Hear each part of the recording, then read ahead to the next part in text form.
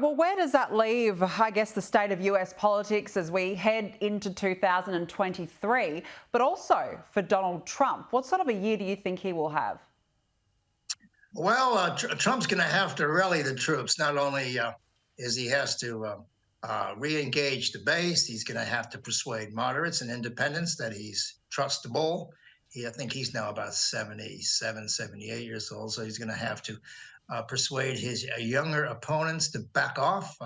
There are a number of really good analysts in the United States and politicians who think that anybody can beat Trump in the primaries right now because he's that unattractive. He's going to need a little bit of luck to get going in 2024. I don't know. I don't think he could actually win against Biden. He lost by millions of votes the last time.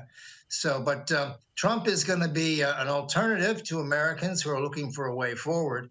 And America has to go forward. It has to get past the post-COVID thing, has to get past the inflation, it has to become a more equitable society, it has to solve its race problems, its police problems, and all the rest of it. So America has a long way to go. But I'll tell you this, Danica, America has an ability to reinvent itself every generation.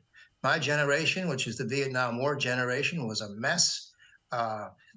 Lyndon Johnson lied his way in, and Richard Nixon lied about getting out.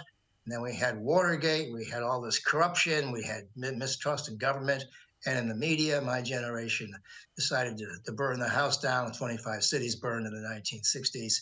And America looked like it wasn't going to recover, but it did recover. So America has a great deal of renewal or redemptive policy or powers, and it's able to reinvent itself from time to time. And now I think it's time for the older generation, that is the baby boomers such as Trump and President Biden, maybe to step aside and let the millennials and the Gen X people take over and see what they can do. I think the people who were born in the 1940s and 50s have just about done all they can do or should have done for America, and now they're going to have to sit back and turn the reins over to somebody else. So I think it's going to be a very interesting year. We're going to have to avoid further conflict with Russia and Iran, North Korea, and we have a lot of hot spots in the world. So I think President Biden is going to have to be on his game, and let's just hope that America's enemies do not exploit them. And in the meantime,